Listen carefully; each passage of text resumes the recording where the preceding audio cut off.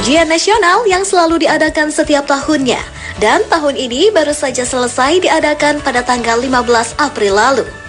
Setiap tahun pula berita kebocoran ujian nasional seolah tidak pernah lepas menjadi sorotan. Namun tahun 2015 rasanya agak sedikit berbeda dengan adanya Muhammad Sakif Wismadi. Ia adalah seorang siswa sebuah SMA di Yogyakarta yang patut diajungi jempol karena keberaniannya melaporkan kebocoran ujian nasional melalui email kepada Universitas Gadjah Mada. Inisiatifnya muncul karena adanya kekhawatiran akan keadilan dalam mendapatkan bangku kuliah. Meskipun mendapat banyak kecaman, Sakif juga mendapatkan banyak dukungan atas keberaniannya. Lembaga Komisi Pemberantasan Korupsi bahkan langsung turun untuk menyematkan penghargaan kepada Sakif. Kejujuran agaknya sudah menjadi barang mahal di Indonesia.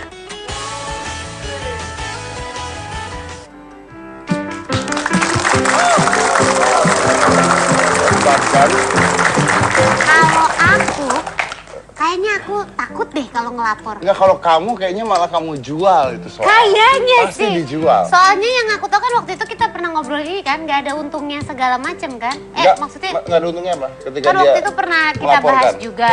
Mereka tuh dapat apa? Dapat uang atau apa? Kayaknya jawabannya tuh nggak dapat apa-apa, cuma menyebarkan aja gitu apa gimana? Oh, isi penyebarnya? Iya. Penyebarnya nggak dapat apa, memang jahat Nah, aja. makanya nyebarin. coba Coba kalau kamu yang dapat kamu wah, jual kan? aku bisnisin ya Nah, kan? makanya. Kaya deh aku. Nah, luar biasa. Tapi Inilah habis yang itu aku membuat masuk bangsa apa? Indonesia hancur berantakan. Adalah tipe-tipe seperti Anda.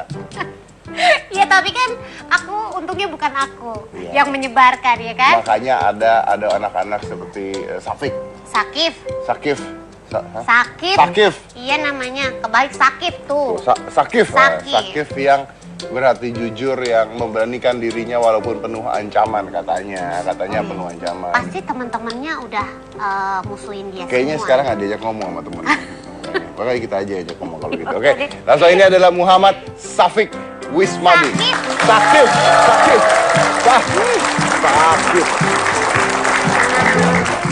Sakif apa Sakif? Sakif. Ah, lu baru rubah kali. Tadi saya dibilangnya Safik. Safik apa Sakif? Sakif. Yakin? Yakin? Dia udah potong onta gajah sama kambing. Sakif. Sakif om. Ya. Jadi cerita dulu. Jadi Sakif ini mendapatkan bocoran dari Line. Iya. Line chattingan itu. Siapa yang bocorin waktu itu? Pas itu sih ada temen angkatan gitu. Hari Minggu ya, sekitar jam 8, jam 9 malam. Tuh dia ngechat.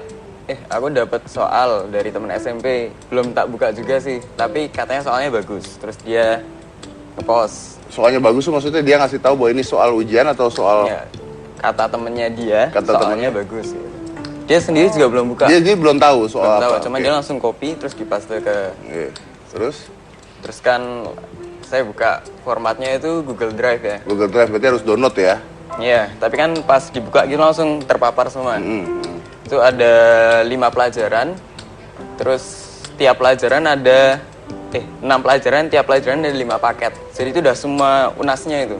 Wow. Itu udah semua UNAS nih. Udah semuanya itu. Cuman kan pas itu kan kita nggak tahu kalau itu UNAS, cuman kok kayaknya ada soal-soal lengkap banget gitu kan.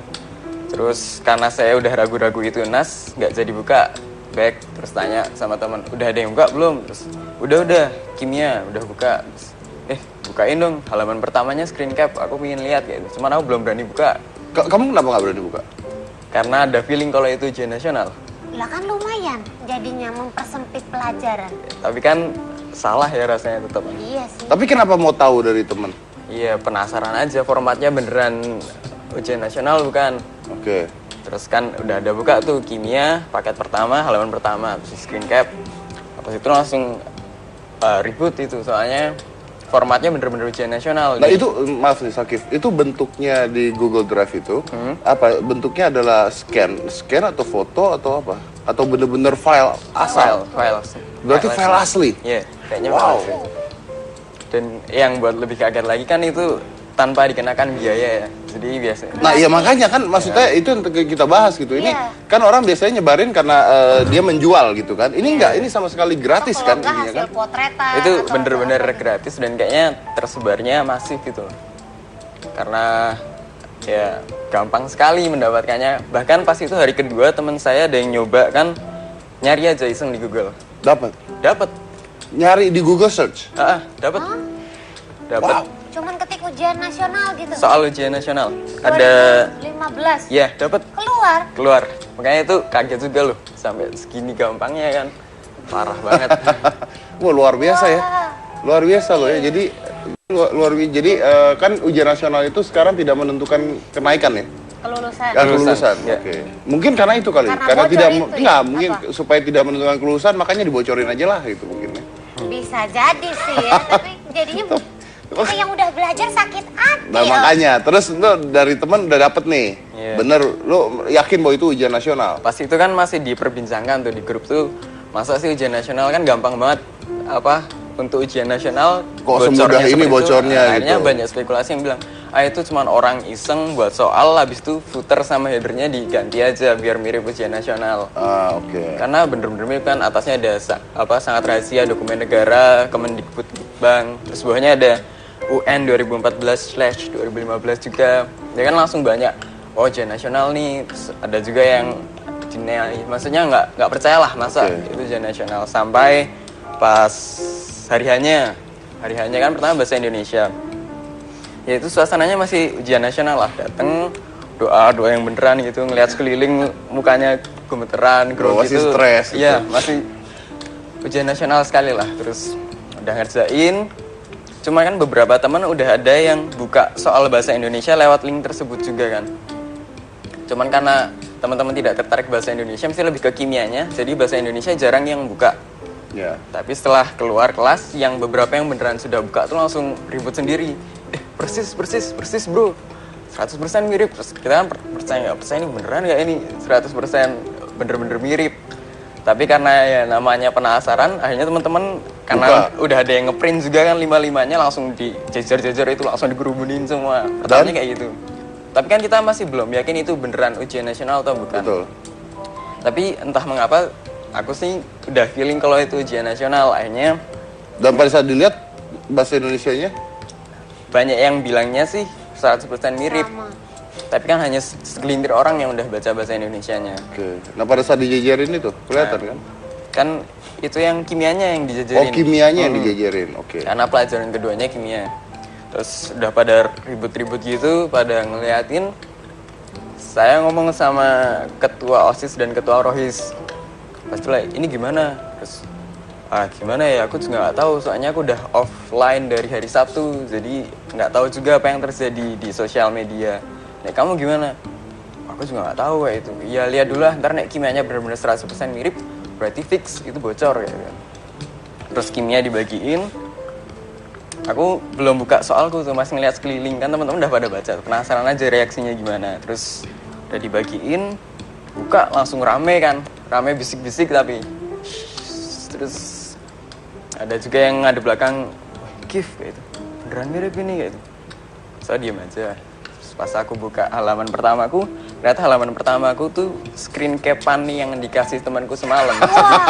Itu halaman pertama itu bener-bener yang plek, bener-bener persis. Persis dan persis. Itu plus kunci jawaban nggak sih kalau? Enggak. Tapi Cuma kalau soal kalau misalnya ada kunci jawabannya, kita justru malah nggak percaya. Karena kan kalau kunci jawaban biasanya cenderung banyak orang yang suka iseng aja. Tapi karena itu soal, Kan tinggal dipelajari, tinggal Iya sih. belajarnya di soal itu doang kan. itu satu hari sebenarnya bisa, tinggal nggak usah belajar, ambil buku, ngerjain semua 5-5-nya dihafalin. Besoknya dapet 100 bisa itu sebenarnya. Dan itu 100% sama. Iya, 100% sama. Luar biasa. Ditepukin om, letak ditepukinnya. Saya juga bingung, saya tepuk tangan buat yang mana. Tapi tapi kejadiannya luar biasa gitu. Kejadian ini kan luar biasa. Luar biasa. Harus ditepukin gitu. Nah, tepuk tangannya buat siapa kita nggak tahu. Tapi luar biasa kejadian ini. Bener juga sih, dan aku ikut tepuk lagi. Iya kan? Juga nggak tahu Iya, tepuk memang. buat siapa. Itulah anehnya manusia. Lalu, oke, udah nih, kamu yakin ini asli kan? yakin. Terus apakah di situ teman-teman gimana? Teman-teman kenapa cuman kamu doang yang melaporkan atau ada? Ya sebenarnya itu mungkin teman-teman nggak kepikiran aja ya. Jadi pas keluar gitu langsung buru-buru pulang kan. Cuman pas perjalanan ke gerbang keluar sekolah itu kan teman-teman pada rame semua tuh, mesti kan ada kejadian itu pada nimbrung ngomong-ngomong, wah ini gimana? Ada juga yang keluar, wah tadi aku belum baca 55 Nyai. Wah, jadi sebel sendiri dia karena dia belum belum baca semuanya. Nah, tapi ada juga yang bener-bener sedih karena wah udah belajar kayak gini 2 bulan susah-susah, duit orang tua udah keluar, waktu, tenaga, rasanya sia-sia. Itu juga ada yang kayak gitu. Pas itu kebetulan lo juga yang merasa lumayan emosi sebenarnya. Kan emosinya dalam hal apa? Sakit? Dalam hal merasa tidak adil. Tidak adil. Untuk? Tidak adil. Iya karena asumsiku pada waktu itu sih, wah ini SMA 3 kita nggak nyari aja bisa dapet secara tiba-tiba. Apalagi yang rajin nyari, mesti kan udah hamin sebelumnya mungkin sudah dapat, spekulasi saya pada waktu itu. Dan pas sampai rumah masih emosi gitu, nggak tahu kenapa. Terus masuk kamar, ngapain ya? Kayaknya nggak enak banget naik UNAS kayak gini. Terus spontanitas, email aja nulis sebentar, terus email ke UGM. Email ke UGM? Iya. Oke. Kita lihat emailnya seperti apa coba. Pada pengelola email Gajah Mada, saya Muhammad Syafiq bla bla bla bla. Kebocoran soal UNAS di grup sosial media kami malam link ini. Itu link Anda kasih ya berarti ya? Iya. Ada semua soal mata pelajaran UNAS beserta kelima paketnya. Pertama, kami tidak percaya namun setelah UNAS kami yakin bahwa itu kemiripan 100% dengan yang dikerjakan. Semuanya SMA 3 dengan soal tersebut dengan cuma berasumsi bahwa pasti soal beredar luas di Jogja dan sekitarnya dengan sangat gampang tanpa dikenakan biaya. Mohon pada UGM untuk mempertimbangkan nilai UNAS kayak sama sekali UNAS sama saya dalam seleksi yang teman-teman sangat baik link tersebut. Memohon pada pihak universitas mempertimbangkan email ini kembali kredibilitas ujian nasional. Terima kasih. Oke, itu adalah emailnya. Lalu dibalas tidak setelah itu? Enggak sih. Bahkan setelah ini kan jadi apa maksudnya tersebar. Nah, dan saat ini tersebar? Iya ini tersebar. Tersebarnya itu kronologisnya juga lumayan menarik. Jadi setelah itu hari Senin juga, sorenya kan les lagi biologi karena besoknya matematika biologi. Di tempat les, teman saya itu ada lagi yang marah-marah. Wah, aku nggak suka Kif nih caranya kayak gini. Aku udah belajar susah-susah tapi yuk hasilnya kayak gini. Aku udah nggak peduli lah nilai berapa, ranking sekolah kita jadi berapa. Itu dia benar-benar udah marah lah. Apalagi teman saya ini bukan yang pingin mengejar universitas dalam negeri, tapi dia pingin keluar. Dan kalau misalnya keluar negeri itu yang dipakai nilai UNAS-nya. Tapi karena UNAS-nya hancuran kayak gini kan dia jadi kecewa berat pasti. Lalu? Terus ya aku kasih tahu, aku ngirim email ke UGM gini. Toh. Pas itu kayaknya dia tertarik sih, cuman nggak minta bagaimana emailnya itu. Terus besok harinya, hari Selasa, ya ribut lagi di sekolah. Karena teman-teman kan, padahal waktu itu malamnya udah dikasih tahu ketua OSIS kita di sosial media kalau teman-teman ini kita udah fix kalau soal UNAS-nya bocor. Kalau misalnya kemarin kita buka, posisi kita 50-50, kita nggak tahu itu benar atau salah, walaupun dari kita sendiri udah ada kecurigaan. Nah, nyebarin email kamu siapa? Nah ini masih setelah pulang sekolahnya itu. Terus teman-teman kalau misalnya buka sekarang, posisi kita salah karena kita udah tahu itu UNAS. Dan untuk kebaikan sekolah, nama kalian sendiri, integritas kita masing-masing, dia mohon supaya teman-teman nggak buka lagi. Nah dan pasti itu juga satu angkatan setuju, udah untuk nama baik sekolah kita nggak akan buka lagi. Karena besoknya kan kita udah fix tidak buka, tapi sekolah lain kan belum tentu. Terus gimana ya, kayak ini kan nggak adil ya. Terus akhirnya aku kasih tahu kalau aku nge-email gini. Terus banyak yang tertarik. Gitu toh, aku juga pingin dong. Gimana, emailnya kemana? Emailnya ke web UGM atau ugm.ac.id. Nah, aku kayak gitu. Terus cara nulisnya gimana? Rata-rata pada tanya, nulisnya gimana enaknya? Yang sopan gimana atau gimana? Terus, oh ya udah ntar sampai rumah tak copy paste aja di grup angkatan. Oh, masuklah ke grup. Ya, masuklah ke grup. Tapi artinya email tersebut tidak dibalas? Tidak. Nggak dibalas. Sampai sekarang? Nggak. Terus udah pas itu sih nggak mikir panjang ya. Harusnya pas itu aku mikir panjang pasti nggak aku lakuin karena terlalu riskan, karena ini bahasannya sensitif, maksudnya kebocoran UNAS dan sangat privat lah, ada nama jelas sekolah. Sebenarnya berbahaya juga kalau misalnya mau disebarin, tapi karena nggak pikir panjang, copy paste. Terus ya udah, makasih Kif, makasih ya itu. Udah aku lepas HP pas itu, nggak tahu apa yang terjadi.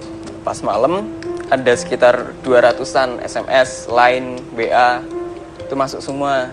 Pas itu aku nggak terlalu tahu kondisinya seperti apa, cuman pas aku buka banyak orang yang menghujat kayak gitu, ngancem-ngancem nggak jelas. Ini apa? Kan bingung karena nggak tahu posisinya seperti apa kok kayak gini. Terus lihat lagi ke grup angkatan, ternyata teman-teman ada yang nyebarin itu keluar. Ya udahlah, kayak gini kan. Ancamannya apa? Macam-macam. Rata-rata sih paling banyak mau mempandal rumah. Tapi entah mengapa mungkin ada tren baru ya. Ada yang private chat ke aku juga, ada sekitar 5-6 orang tuh ngancemnya bom molotov. Kok ada 6 orang ngancem bom molotov? Mungkin lagi ngetren apa gimana? Nggak kepikiran kan aku. Ada juga 1 orang yang ngelempar bangkai anjing ke rumah itu juga ada. Sudah ada? Nggak, maksudnya ngancemnya seperti itu. Oh. Tapi untungnya alhamdulillah sih mereka nggak ada yang bertindak. Untungnya cuman hujatan dan ancaman-ancaman aja. Pas itu ya agak bingung juga kok jadi kayak gini kondisinya. Kan sama sekali tidak berharap seperti ini. Seharusnya ini privat antara aku sama UGM aja. Cuman untungnya karena ada sisi positifnya karena ini tersebar. Dan ternyata UGM katanya tidak menemukan email saya.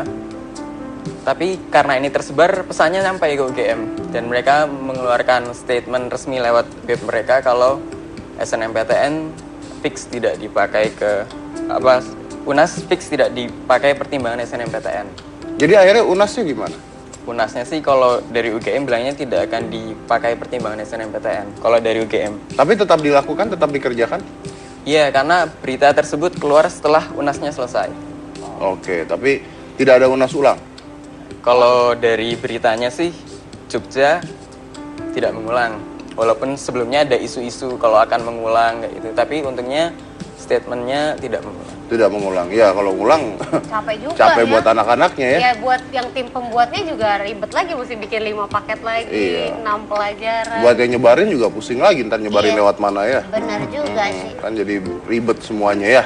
Dan itu Ayah, pas itu dan itu pas ada isu mau ngulang tuh hujatannya datang lagi tuh. Datang langsung. lagi. Jadi tambah. Iya. Tapi ini menarik nih karena nggak tahu ya gimana ya. Maksudnya saya masih belum nangkap apa yang dilakukan Sakif ini. Kenapa dia melakukan hal seperti itu? Dan pasti banyak hujatan itu.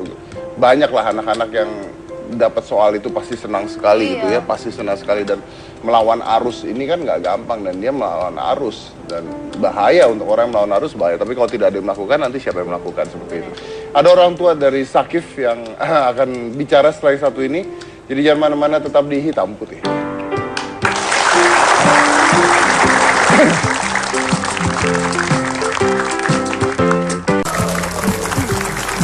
nanya satu boleh nggak? Waktu itu Sakif kenapa kepikirannya ngelapornya adalah ke UGM? Kenapa nggak misalnya ke dinas pendidikan setempat gitu?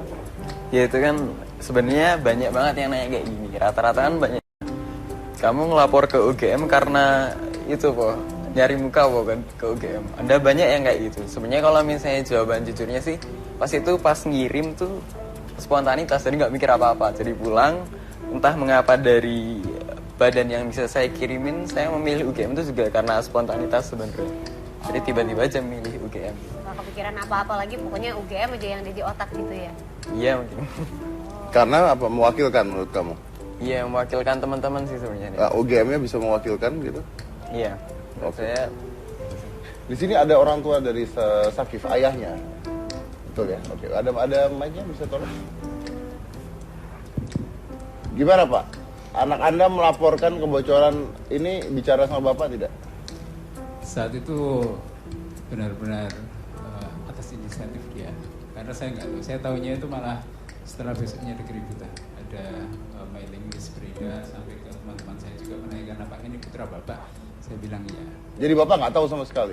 Saya nggak tahu bagaimana prosesnya, tapi itu benar-benar mungkin dari hati yang paling dalam. Jadi keluarnya seperti itu, nggak diperintahkan oleh siapapun, tapi memang perasaan tidak adil itu yang kemudian muncul. Oke.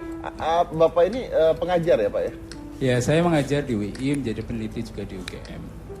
Menjadi? Peneliti juga di UGM. Peneliti di UGM? Iya. Oke, nah mungkin pertanyaan saya begini.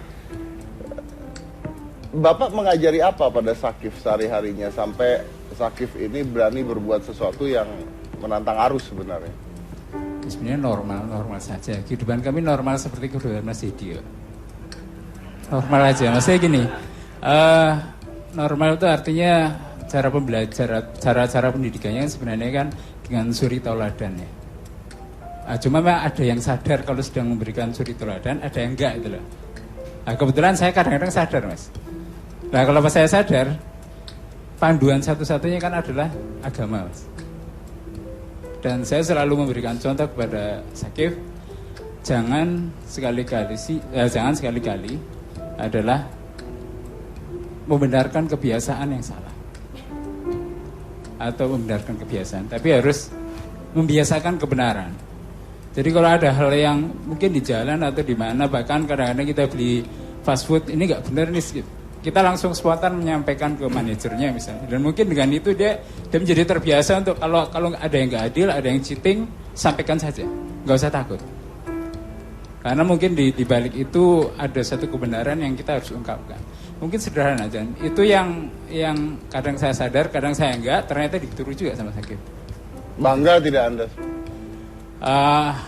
Sebagai orang tua harus bangga maksudnya. Tapi yang paling penting sebenarnya mungkin peran ibu sebenarnya. Karena ibu yang sebenarnya sangat menjadi penentu sehingga dia sangat ibaratnya penurut dengan pattern yang kita ajarkan dengan pendidikan agama. Sakif ini anak seperti apa Pak kok di rumah? Biasa aja. Kalau nggak ada ibunya nggak tahu jadi apa ya. Tapi karena ada ibunya yang sangat menentukan sebenarnya ke depan anaknya harus seperti apa. Mungkin ayah hanya sebagai penegas saja. Penegas kalau salah ya saya bilang salah. Ya. Banyak hal yang mungkin nggak disukai oleh ya karena terlalu tegas barangkali. Saya nggak keras Mas, tegas katanya. Itu mungkin catatan. Oke, baik. Terima kasih banyak Pak. Terima kasih. Kayaknya aku harus belajar ya sama orang tuanya Sakif gimana supaya jujur kalau ada kecurangan melapor. Tapi kayaknya nggak semua orang berani dan bahkan nggak usah gitu deh. Gini aja, anggap aja kejadian ini kan kejadian ini sudah lewat ya, nggak ada ya. Iya. Coba saya tanya nih yang di sini, pasti nggak ada yang tunjuk jari. Taruhan mau nggak sama saya? Apa ini mau nanya? Nah, ini kan ada adik-adik dari mana ini? Oke, jawabnya kenceng kan? Iya. Ya oke. Seandainya soal UN bocor ke kalian, ada yang mau ngelapor nggak? Kalau ada yang mau ngelapor tunjuk jari. Tuh kan, nggak ada kan? Iya ya. Tuh, nggak ada kan? Saya mau Pak, saya ngelapor ke teman Tuh, saya. nggak ada kan? Ada yang mau ngelapor nggak? Tuh, pada diam semua. Tuh. Kalau aku ngelapor ke teman aku. Ini kesian jadi gurunya kalau yang nonton ini. berdua, kenapa gitu? Gurunya mikir, kenapa pada nggak tunjuk jari? Kenapa? Ini kepala sekolahnya lagi mikir, lagi nonton. Kenapa mereka nggak ada yang nunjuk jari ya? Kenapa nggak ada yang nunjuk jari? Begitu lagi mikir. Tapi mereka nggak ada yang nunjuk jari itu. Kan? Itu mungkin naluri siswa ya. Gitu ya? Wih, dapat soal nih gitu ya. Coba tapi kalau saya mau tanya ke Twitter aja deh. Kita lempar ke Twitter coba. Ya tadi saya udah nge-tweet sih di Twitter saya. Ada silakan jawab di Twitter saya @corbuzier atau @hitamputit7 dengan hashtag UN bocor atau tadi saya udah bikin hashtag sebelum ini. Jadi ada HP soal bocor gitu ya. Di saya di @corbuzier. Kalau seandainya itu kejadian pada Anda mau melapor tidak? Itu satu. Yang kedua, pernah nggak Anda mengalami hal yang sama? Soal ujian atau soal ulangan bocor. Pernah tidak mengalami hal yang sama? Saya ingin tahu jawaban dari kalian seperti apa. Pernah nggak bocor atau berani nggak melaporkan? Karena ini nggak gampang gitu loh. Bahkan mungkin di Twitter, ini mungkin di Twitter kalau mereka bilang, saya sih berani ngelaporin, besok dibully sama teman-temannya. Benar. Iya pasti dibusuin langsung. Pernah kok ada bocor di saya, besok dibully. Jadi agak sulit. Dengan hashtag HP soal bocor. Oke, HP soal bocor. Silakan ke Twitter saya @corbuzier atau ke hitam putih T7. Saya mau tahu jawaban Anda. Berani tidak Anda menjawab? Walaupun ini nggak kejadian di Anda, tapi berani nggak Anda menjawab? Ngejawab mau berani, ngelakuin ya nggak berani. Ya ngejawab, tapi kan kalau teman-teman yang lihat Twitternya nanti itu tuh kan kan Oh, iya. kan Oh, bisa iya, juga. iya, Oh benar iya. juga sih, iya, iya. Makanya kita pengen tahu coba berani apa tidak ya, dan pernah tidak bocor soal apapun di adik-adik yang ada di rumah. Atau mungkin om-om yang ada di rumah. Mungkin bocornya udah 20 tahun yang lalu kan kita nggak tahu. Bisa aja kan. Oh iya ya, tapi kan dulu kan belum pakai teknologi komputer segala macam. Oh ya mungkin pakai pos. Disebarin dari satu orang ke orang iya, lain. kan pakai telegram, siapa tahu ngebocorin soal ujian. Untung Bisa di rumah aja. saya cuma genteng doang yang bocor ya. Bisa nggak ada aja soal. kan. Oke, nah kita keluar dari soal itu dulu sementara. Jadi kalau kita bicara itu negatif ya soal bocor, tapi ada sisi positif di Indonesia. Ini ada kelas inspirasi dan Indonesia mengajar. Jadi ini adalah sebuah gerakan profesional yang turun tangan untuk menjadi pengajar. Dan mereka ini harus cuti berhari-hari, bahkan sampai 1 tahun resign dari pekerjaannya dengan tujuan untuk mengajar anak-anak yang membutuhkan pendidikan di Indonesia yang masih belum terjangkau bahkan tempatnya. Sukarelawan. Sukarela. Kita lihat dulu apakah itu, silakan. Ada yang mau jadi Power Ranger nggak? Mau jadi Power Ranger nggak? Aku mau jadi dokter gigi. Aku kalau mau jadi dokter gigi bisa nyembuhin gigi orang. Kalau mau jadi main bola, cita-cita saya jadi profesor, pencipta robot. Semuanya. Gue dokter hewan.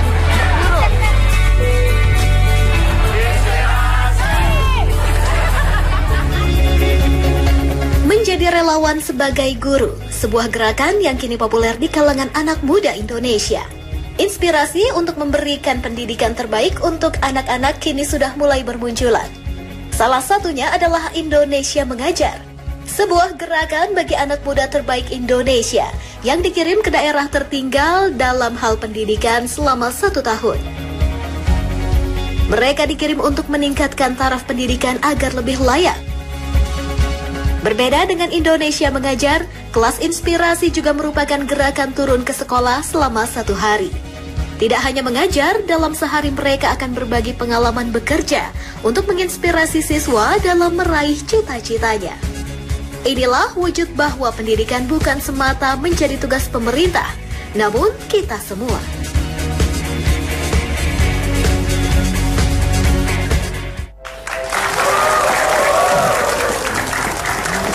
Jadi untuk lebih jelasnya lagi kita akan undang saja langsung. Ini adalah Rahmat Dhani Andika. Dia adalah pimpinan divisi Public Engagement atau pelibatan publik untuk Indonesia Mengajar. Silakan. Halo, kabar Regina. Halo Mas Edi, apa kabar? Silakan duduk. Oh ya, anyway, yang menarik lagi saya baru aja tadi ngecek Twitter saya ketika masuk videonya. Ternyata banyak sekali yang masuk. Sudah lebih dari 200 tweet masuk ke saya, dan di situ banyak sekali yang mengatakan pernah bocornya di mana, dan pernah mengatakan bahkan dari saya dapat bocoran SMP dan sebagainya pada saat itu. Nanti kita mau bacakan ya. Lucu lagi. Tadi saya baru baca sedikit, bahkan ada pernah bocor. Yang nggak bocorin aja guru saya. Ada yang bilang begitu. Yo. Yes. Berarti bocor udah lama tapi nggak ketahuan ya? Yes. So we gonna try to read that after this. It's gonna be very interesting. Wah. Oke. Tapi sebelumnya kita ke Rahmat dulu. Nah, jadi Rahmat ini dan teman-temannya, rekan-rekannya membangun sebuah yayasan Indonesia Mengajar. Iya. Jadi sebetulnya gerakan Indonesia Mengajar itu diinisiasi tahun 2010 oleh Pak Anies Baswedan. Pak Anies Baswedan dan beberapa teman-teman yang waktu itu menjadi inisiator dan membidani gerakan ini sampai lahir. Tahun 2010 sebetulnya pertama kali Indonesia Mengajar, kegiatan utamanya adalah mengirimkan sarjana-sarjana terbaik dari Indonesia untuk mengajar, untuk hadir, mengiurankan 1 tahun masa hidupnya mengajar di daerah-daerah terpencil di Indonesia. Jadi secara sukarela? Secara sukarela, artinya maksudnya basisnya adalah mereka mendaftar untuk berangkat. Tapi tentu ya mereka disupport soal berangkat, nggak mungkin suruh pakai uang sendiri. Tapi artinya pengelolaannya mereka mendaftar, karena sebetulnya gini Mas Dedi, sampai sekarang udah memberangkatkan sekitar 500 orang dalam 10 angkatan dari 2010 sampai sekarang.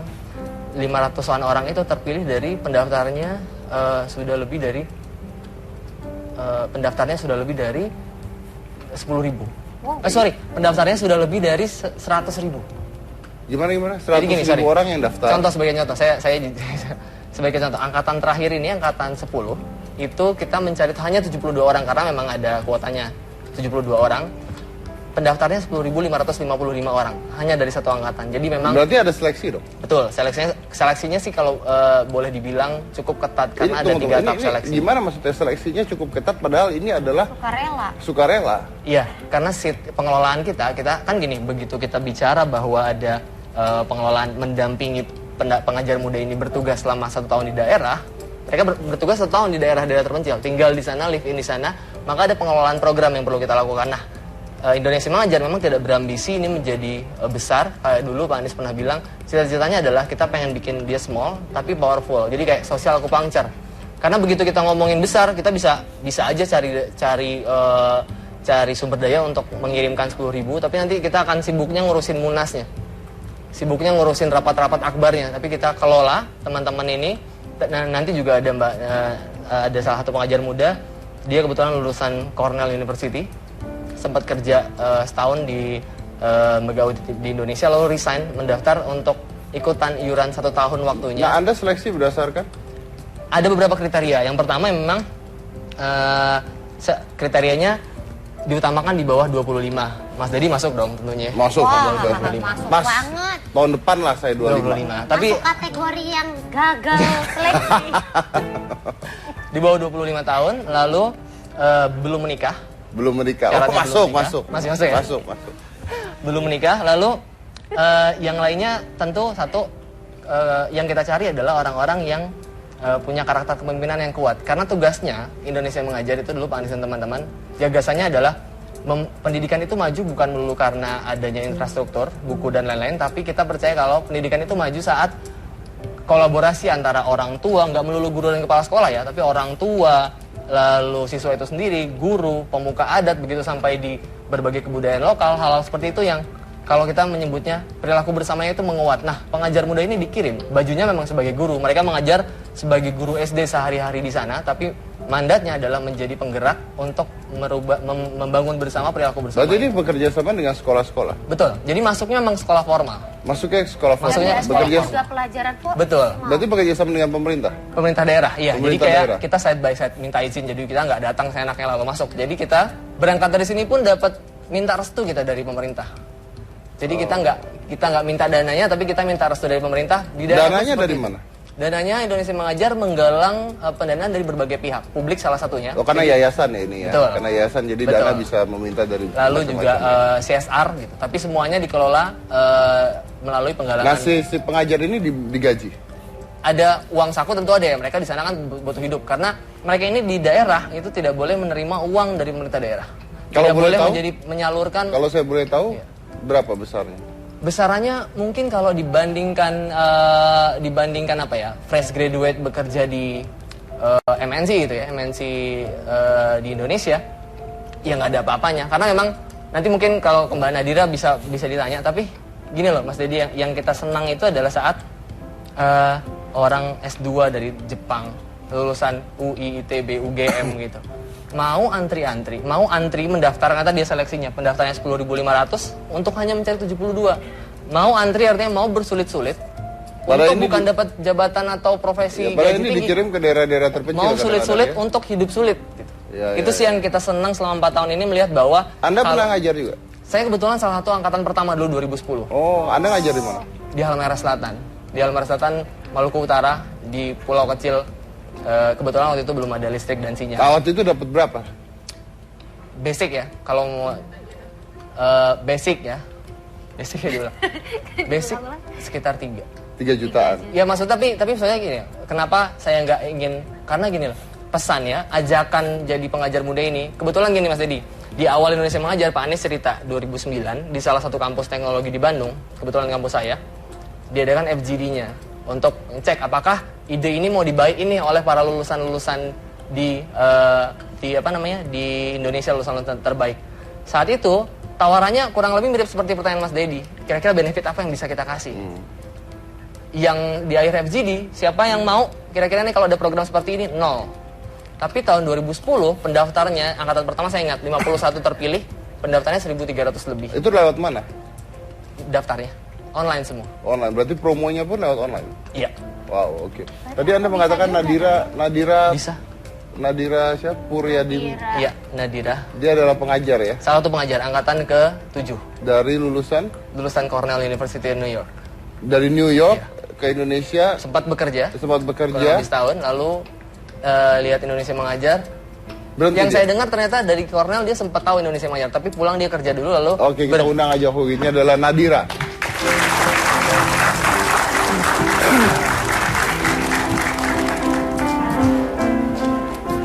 Apa kabar Nadira? So, Nadira sempat mengajar di Saya duduk di mana? sih. Oke.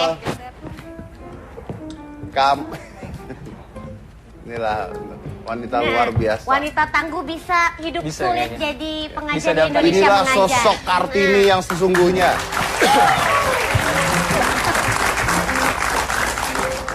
Kalau tadi saya mau bantu tapi kamu udah duluan ya udahlah. Basa basi. Oke, silakan langsung ditanya Om. Kamu sebelumnya kerja di mana? Saya di perusahaan consulting sebelumnya. Di perusahaan consulting. Iya. Lalu Anda berhenti? Berhenti. Jadi sukarela. Bukan dipecat ya? Bukan. Berhenti Syukurnya sukarela bukan. nih. Iya. Kenapa berhenti? Sebetulnya dimulai dari mungkin waktu saya masih kuliah di Cornell University. Waktu itu mungkin semacam mimpi saya sejak dulu. Mimpi dari kecil juga pernah ingin jadi guru. Ternyata di tengah jalan banyak berubah cita-citanya. Tapi waktu kuliah di Cornell saya lihat ada yang sempat mention Indonesia mengajar di salah satu media sosial waktu itu.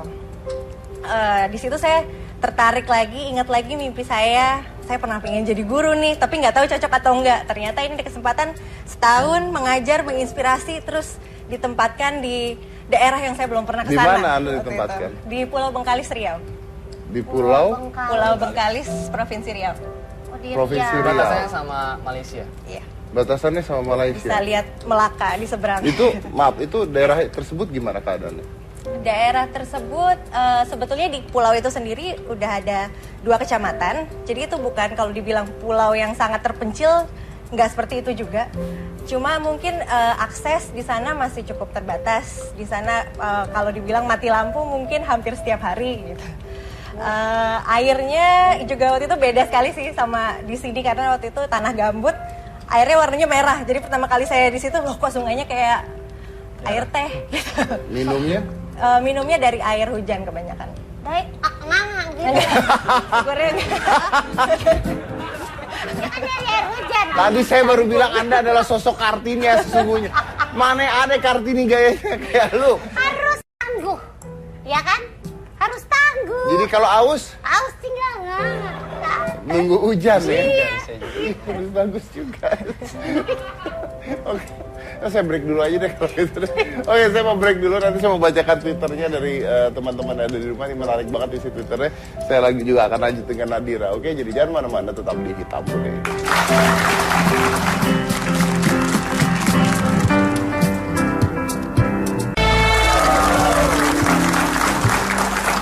Baik, tadi di segmen 2 saya meminta untuk teman-teman nge-tweet saya tentang soal bocor, pernah tidak mengalami atau berani tidak mengadukan ketika terjadi kebocoran soal.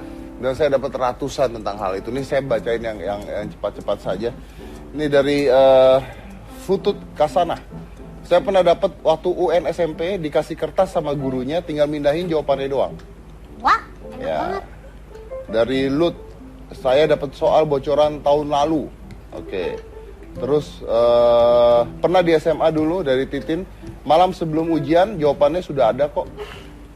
Nah, terus banyak nih. Ini aneh nih. Jadi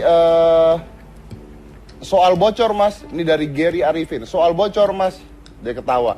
Kami UN diberi jawaban oleh guru. Pengawas pura-pura nggak tahu, ngelapor, nggak diundang reuni antar. Wah. Ini menarik nih, saya capture ntar saya masukin Instagram saya. Banyak, ini dia nih. Jadi ternyata banyak sekali yang pernah dari bangku paling belakang sudah disediakan oleh gurunya, dari Dimas Widianto. Oke.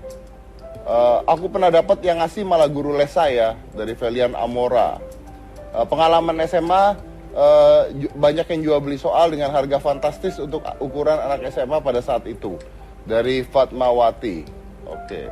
Dari Suhari, kebanyakan oknum guru kasih bocoran agar muridnya lulus semua.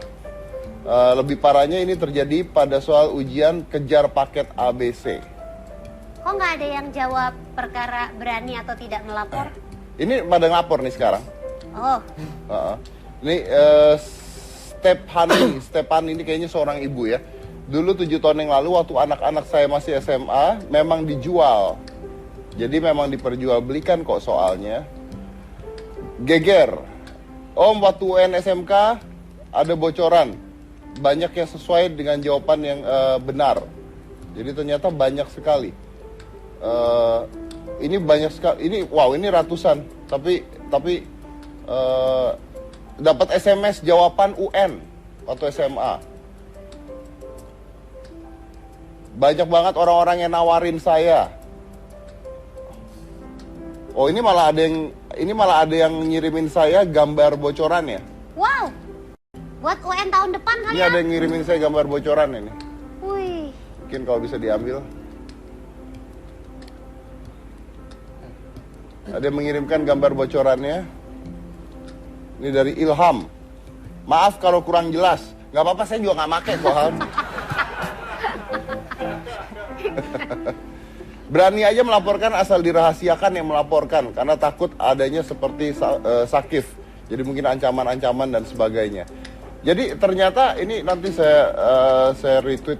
Yang bagus-bagus akan saya retweet. Jadi ternyata banyak sekali. Nih, waktu SMP tahun 2006 dari Rizka Dinata. Tiap ruangan sudah ada di kolong meja satu paket jawaban.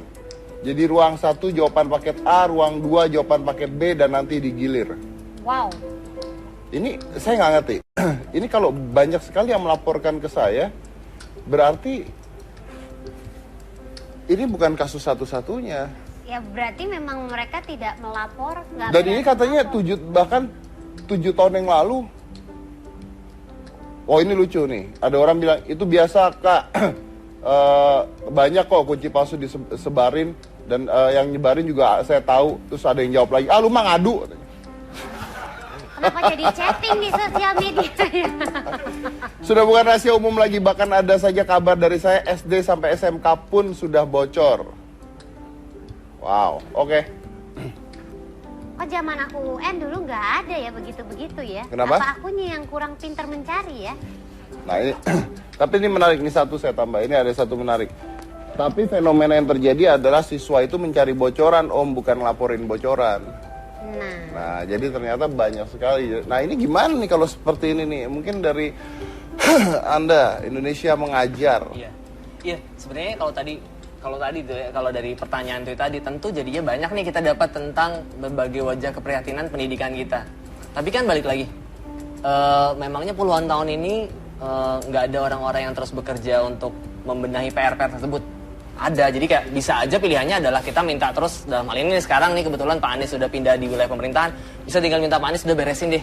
Cuman kayaknya nggak akan pernah selesai. Jadi itu kenapa Indonesia Mengajar pun dibangun, kenapa namanya Gerakan Indonesia Mengajar, karena memang gagasannya adalah mengajak sebanyak mungkin pihak untuk terlibat mendorong kemajuan pendidikan kita. Karena gini loh, Mas Dedi, anak seperti Sakif, orang tuanya itu berhasil untuk mendidik anak yang sangat jujur dan berani. Saya juga bisa mendidik anak saya untuk akhlaknya baik gitu ya, jujur, berani, bisa. Tapi nggak ada jaminan di masa depan saat dia besar, dia bebas dari orang-orang seperti koruptor yang kita temui sekarang. Anak saya udah tertib, pakai SIM, mengemudi dengan baik di jalan tol. Saya nggak bisa jamin sekarang bahwa nanti nggak ada mobil terbang dari arah berlawanan nabrak mobil anak saya gitu. Jadi urusan kita bukan cuma anak kita, tapi mempersiapkan generasi masa depan yang akan menjadi lingkungan tumbuh atau lingkungan tempat anak kita dewasa, mengisi bangsa ini. Itu kayaknya juga perlu jadi kepentingan kita bersama. Makanya ajakannya adalah, yuk bareng-bareng ikut mempersiapkan teman-temannya anak kita sekarang gitu. Dengan cara apa? Ya taruh perhatian lebih di dunia pendidikan. Ya, jadi intinya sebenarnya adalah mungkin generasi-generasi kita itu, dari kita ke belakang itu mungkin banyak yang sudah rusak ini. Ya kayaknya setiap generasi tentu punya bagian rusak ya. Mudah-mudahan generasi-generasi yang akan datang dengan pola pendidikan yang kita berikan, dengan pengertian yang kita berikan bisa berubah. Betul. Tapi tadi satu tanya, nggak bisa itu hanya kita mandatkan ke negara atau pemerintah. Kita harus terlibat, kayak nanti juga mungkin ada teman-teman yang ya contohnya seperti Sakif kan? Seperti Nadira. Dengan terlibat ini kan akhirnya terbongkar dan sebagainya akhirnya terbongkar. Ya seperti Nadira tadi kan, nggak ada tuh negara, nggak ada punishment atau ancaman kalau Anda nggak jadi pengajar muda di Bengkalis, Anda dapat denda atau penjara, nggak ada. Tapi dia mau, yang itu saya yang kita ajak sebagai gerakan tuh ya, banyak role yang bisa diambil untuk ikut terlibat dalam gerakan ya, Nadira sendiri kalau di daerah sana gimana ngajar? Ada bocoran soal nggak? Kalau di sekolah penempatan saya waktu itu di SD Negeri 25 Bantan Air, saya bangga sekali bahwa memang saya banyak mendengar bocoran soal itu ada gitu. Karena terutama di daerah, siapa yang tahu kalau misalnya UN-nya tidak diadakan saat itu gitu kan, sebetulnya semudah itu untuk melakukan pembocoran soal. Tapi waktu itu di sekolah kami sempat rapat sebelum pelaksanaan UN bersama guru-guru dan kepala sekolah saya bahwa sepakat bahwa sekolah akan mempersiapkan murid-murid sebisa mungkin untuk persiapan UN, walaupun mungkin ada gap di situ di mana mungkin murid-murid di sana bisa dibilang tidak sepintar gitu kan murid-murid di kota, anggapannya seperti itu begitu. Jadi waktu itu di sekolah pelaksanaan UN berlangsung tanpa ada pembocoran di situ gitu. Dan di sekolah saya sendiri waktu itu ikut mengajak sekolah yang satu desa untuk sama-sama melakukan hal itu, walaupun masih kerap terjadi sebetulnya. Oke, dan apa hasil dari kamu mengajar di sana apa? Hasil dari saya mengajar, ada yang sampai ikut Olimpiade Sains katanya. Oh iya, Olimpiade Sains waktu itu ada, anak-anak itu sangat antusias kalau misalnya dengar lomba, karena lomba itu asosiasinya dengan bisa kesempatan pergi ke Jakarta gitu. Jadi mereka ingin melihat dunia luar sebetulnya. Waktu itu ada ikut Olimpiade Sains, sempat lolos menjadi semifinalis. Ada juga yang sempat menjadi salah satu finalis pembuatan film, lomba pembuatan film pendek.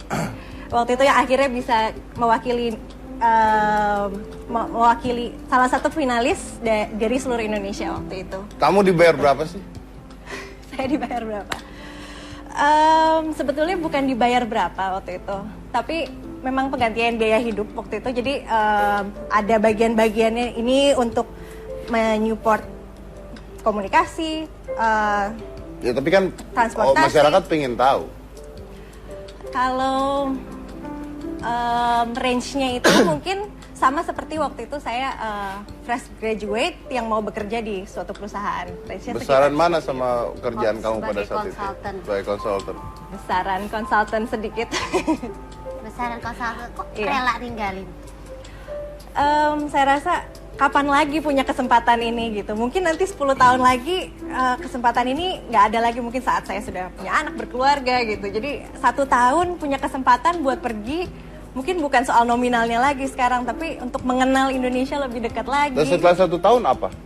Setelah 1 tahun, dulu sebelum saya berangkat kuliah ke Amerika, saya pikir, wah saya udah tahu Indonesia, saya mau pergi ke sana, pulang membangun Indonesia gitu. Ternyata sewaktu saya sedang kuliah di Cornell, banyak ketemu orang-orang, bukan orang Indonesia yang ternyata mereka mendalami studi tentang Indonesia. Di situ saya sadar, ternyata banyak sekali tentang Indonesia yang saya belum tahu waktu saya tumbuh besar di Bogor waktu itu. Dan ada kesempatan Indonesia mengajar, pergi ke satu tempat, daerah pedalaman waktu itu kan, untuk mengajar di sana. Mau lanjut lagi nggak? Apa? Mau terus nggak? Menggoda sih tawarannya. Mau sebetulnya, tapi memang programnya itu 1 tahun. Programnya 1 tahun.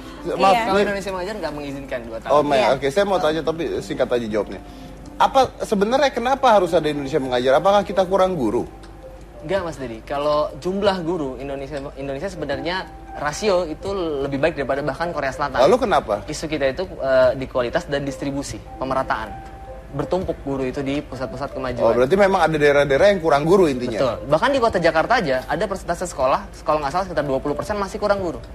Jadi mau di kota kayak mau di desa selalu ada sekolah yang kurang guru, tapi ada juga sekolah yang kelebihan guru. Jadi isunya distribusi dan kualitas. Itu yang 1 tahun ya, tapi katanya sekarang ada yang sehari ya. Kelas inspirasi ya. Kelas inspirasi. Kelas jadi kan kalau itu beda lagi ya. Ya, beda. Beda. Jadi kalau kelas inspirasi itu cuma sehari.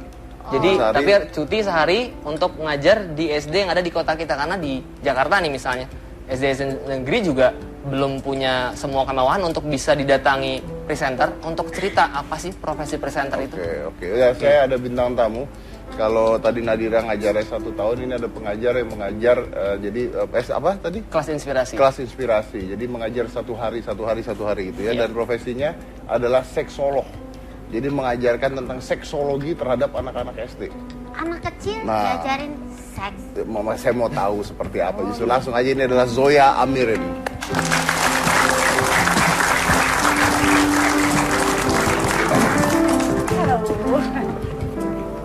Apa Hai, kabar? apa kabar? Silakan. Zoya. Yes. Jadi udah 2 kali mengikuti kelas inspirasi. Iya. Itu ngajarin anak kelas? Kelas berapa ya? Kelas 4, kelas 6, kelas 2. Yang paling susah sih kelas 2 ya. SD? Iya. Nah ini kan mengajari tentang seksologi, betul? Kalau ngajarin tentang seksologi justru saya lebih ahli. Lebih enak kan, misalnya apa sih yang harus diketahui oleh anak-anak umur 2 tahun supaya terhindar dari pelecehan seksual. Gitu ya, itu kan seks edukasi enak, tapi ini ngasih tahu, menginspirasi mereka bahwa jadi seksolog tuh asik loh, ada loh profesi seksolog, itu yang agak mati gaya. Kalau orang dewasa kan kayak misalnya kita jalan terus ketemu gitu ya, misalnya kerjaan kamu apa Zoe gitu, atau nggak misalnya kayak teman-teman kita ya, Rene gitu ya, atau Bang Anies Baswedan gitu, Zoe tuh seksolog, ya ampun seru banget. Abis itu pas pertama Bang Anies tuh sampai berdiri depan kelas aku karena gini, saya pengen denger gimana ya Zoya menginspirasi anak-anak, kasih tahu bahwa jadi seksolog tuh asik ya. Saya sempat agak-agak freeze di depan gitu ya, which is saya nggak pernah speechless seumur hidup gitu. Saya yang oh my god, ini anak kelas 2, gimana caranya supaya mereka tahu jadi seksolog tuh asik loh gitu. Kalau orang dewasa kan langsung wah seksolog seru banget, ini anak-anak gitu yang jadi seksolog. Saya sampai gini, oke, pertama psikolog dulu ya gitu ya. Gini, apa profesi saya? Coba tebak. Saya itu sering membantu mama papa atau orang yang sudah menikah atau akan menikah supaya bisa saling mengerti. Apalagi kalau mereka punya masalah gitu ya, bukan curhat ke saya sih, tapi mendapatkan konseling. Apa pekerjaan saya? Dokter cinta. Iya. Dia bilang kayak gitu, exactly. Ada yang malah bilang gini, penyiar radio gitu kan. Saya bilang enggak. Pernah dengar psikolog nggak? Gak tau, pernah dengar seksolog? Semua langsung begitu. Gitu, terus saya bilang gini, nah pekerjaan saya itu seksolog. Jadi kalau misalnya ada misalnya orang tua gitu ya, ketika dia mau punya kamu nih, mau punya anak dan segala macam gitu, gimana caranya supaya sama-sama bahagia, itu biasanya saya bantu. Oh, nah orang tua saya suka berantem, biasanya mesti ngapain? Gitu, kayak gitu-gitu deh, jadi curhat anak-anak kelas 2 SD. Untung nggak tanya ya, bisa buat aku, gimana caranya sih, tolong praktekin. Tapi itu udah terjadi loh sama anak-anak kecil sekarang. Karena karena anak saya aja umur 9 tahun sudah ngerti tentang seks. Diajarkan secara benar. Mau nggak mau saya harus ngajarin. Karena lingkungan sekarang, lingkungan sekarang udah luar biasa, internet ada di mana-mana, nggak bisa dibendung gitu, TV ada di mana-mana, kan nggak mungkin 24 jam kita memonitor hal tersebut. Ya, pas kematangan seksual juga udah lebih besar, 9 tahun udah menstruasi. Betul, jadi, sekarang udah seperti itu, 9 tahun bisa menstruasi wanita itu. Jadi harus karena perbaikan gizi. Nah, jadi ngajarinnya harus seperti apa ketika ditanya? Saya mau nggak mau saya harus ngajarin. Karena kalau saya bilang kamu itu datangnya dari ada burung. Burung tuh bawa bingkisan, nah isinya kamu gitu. Mau sok ngajar gitu? Nggak bisa tuh. Saya pernah ngomong gitu sama Aska bilang, oh gitu ya, berarti spesial ya, anak-anak lain nggak gitu tuh, nggak gitu. Kan jadi ribet kan, tapi menarik sekali ya, seksolog gitu kan. Itu waktu Anda kecil, Anda mainannya apa ya? Kalau astronot kan main kapal-kapalan. Iya, benar. Kalau seksolog kecilnya Anda main apa? Saya normal lagi main seperti anak-anak lainnya, main boneka-bonekaan, masak-masakan. Bonekanya diapain itu waktu Anda main waktu kecil itu? Liatin. Sepasang. Kita lanjut lagi satu jangan mana-mana, tetap di Hitam Putih.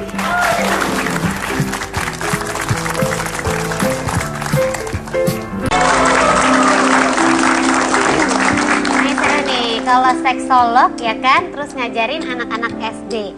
Biasanya pertanyaan mereka tuh seputar apa sih, Mbak? Ada yang lucu-lucu nggak? Atau gimana? Pas seks edukasi atau kelas inspirasi? Dua-duanya. Dua-duanya.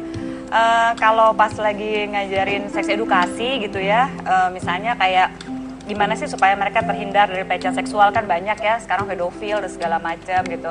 Itu biasanya pertanyaannya sih yang lucu-lucu kayak gini. Orang tua kan kebanyakan menamai kelamin dengan nama-nama aneh, misalnya kayak burung lah apa, yang nanti mereka jadi bingung. Tapi kok burung itu bisa terbang, kenapa burung saya nggak bisa gitu. Itu kan yang aduh, itu harusnya menamai nama-nama genital yang seharusnya lah ya dengan nama-nama medis gitu. Itu yang paling lucu. Kalau misalnya di kelas inspirasi, yang paling lucu ada pertanyaannya kayak gini. Jadi kalau misalnya mama papa saya berantem gitu, atau saya nggak bahagia gitu di rumah, saya mesti kemana? Saya mesti pergi konseling ke sini atau curhat di radio gitu. Itu anak kelas 3 SD atau 4 SD nanya kayak begitu. Itu yang kadang-kadang susah juga ya ngejelasin sesuatu yang kompleks gitu ke anak kecil gitu. Tapi justru di situ tantangannya. Begitu terjun langsung itu baru ngerasa kenapa kelas inspirasi ini luar biasa gitu. Anak-anak tuh bener-bener yang saya tahu nih, mereka cuma tahu bahwa kerjaan yang paling oke itu cuma dokter sama tentara, itu paling ngetop gitu ya, atau polisi. Itu kenapa kalau polisi kayaknya mereka ngelihat powernya, kekuasaannya, sama kalau misalnya sakit itu juga mereka kan tidak punya kemampuan untuk ngatasin diri mereka sendiri. Jadi ternyata polisi, tentara gitu sama dokter masih tetap jadi utama. Begitu dia dengar asik loh jadi seksolog itu gitu kan, ngebantu orang gitu ya ketika mereka galau, kita masih pakai bahasa begitu ya, bukan cuma bilang lagi susah gitu, cuma bilang galau dan segala macam. Karena pernah saya bilang lagi susah, mereka bilang gini, kalau susah ya kenapa nggak ke penggadaian aja gitu kan. Finansial gitu pikiran mereka. Ya ampun, anak-anak SD itu udah mikir bahwa susah itu berarti finansial, susah itu berarti miskin, susah itu berarti nggak punya apa-apa. Tapi kita cerita bahwa di pekerjaan kita ini, ketika kita bisa membantu orang banyak dengan kemampuan kita, itu keren banget rasanya gitu. Dan gimana waktu kita ngelihat orang yang kita bantu itu jadi bisa memecahkan masalahnya, jadi bisa hidup lebih happy, itu tuh asik banget. Terus mereka baru yang, oh gitu ya, semua pekerja bisa begitu. Iya bisa, asal kamu tuh bener-bener senang sama yang kamu lakukan gitu. Bukan udah berapa kali ngajar? Kenapa? Udah berapa kali ngajar? 2 kali sih. Sudah 2 kali. Iya. Mau lagi? Mau lagi. Oh, mau lagi. Asik banget. Kalau yang kelas inspirasi ini sifatnya apa? Sukarela atau ada bayarannya? Iya, jadi kelas inspirasi ini dimulai 2012. Setelah, jadi pesannya ini, gerakannya ini menyebar. Saya ingat waktu saya pulang langsung bergabung di kantor manajemen Indonesia Mengajar. Beberapa kalangan profesional waktu itu dari perusahaan telekomunikasi itu datang ke kantor kita terus iri dalam tanda kutip, kayak saya juga pengen dong ikut gerak untuk pendidikan tapi nggak bisa jadi pengajar muda karena tadi udah menikah atau umur di bawah 25 tapi udah menikah atau udah punya anak dan sebagainya, kendalanya. Ya udah, akhirnya kita bidani bareng-bareng untuk konsep kelas inspirasi. Ajakannya apa? Ya udah, undangannya adalah siapa yang mau cuti 1 hari untuk hadir di sekolah-sekolah sekitar kita aja, karena sebetulnya kayak mungkin Mbak Zoya orang-orang. Anda nggak jawab pertanyaan saya loh. Oh iya. Jadi pertanyaannya adalah, jadi tetap sukarela daftar, diseleksi karena apa? Karena ada seatnya kan, kita kerja sama-sama sekolah yang terima. Tapi dibayar nggak intinya? Enggak. Tidak dibayar. Bahkan berangkat ke sana juga ongkos sendiri karena dalam kota kan semuanya. Bahkan kita tuh, kita juga nggak dibayar ketika waktu kita menceritakan, kita tuh nggak cuma cerita biasa begini, tapi kita mesti pakai drama, pakai topi, pas segala macam. Tapi senang lah ya, happy lah ya seru intinya. banget. Oke, saya punya pertanyaan terakhir buat Safik. Safik, seandainya, Sakif, seandainya kamu pada saat melakukan hal tersebut mengadu, tahu tidak bakal ada ancaman? Enggak, karena bahkan sampai tersebar seperti ini juga kan di luar rencana semua. Oke, dan seandainya ini terjadi lagi nanti, dan ada ancaman, berani nggak kamu ngadu lagi? Berani? Nggak takut? Saya rasa di depan hukum dan di depan Tuhan, apa yang saya lakukan benar, jadi kenapa harus takut gitu. Yang buat kamu berani apa? Saya yakin itu benar. Baik, oke, terima kasih semuanya udah hadir di sini. Terima kasih Sakif, terima kasih. Tapi tadi pertanyaan yang menarik ya, apa yang buat kamu berani? Karena dia yakin itu benar. Karena dia yakin itu benar. Dan itu adalah sebuah kejujuran. Nah, kejujuran ini ada nilainya. Dan kejujuran ini nilainya mahal. Ya, maka itu kejujuran itu tidak bisa diharapkan dari orang-orang yang murahan. Karena kejujuran ini nilainya sangat amat mahal. Jadi ingat satu hal saja, honesty is an expensive gift. Do not expect it from a cheap people. Saya Deddy Corbusier Nitagina, inilah Hitam Putih.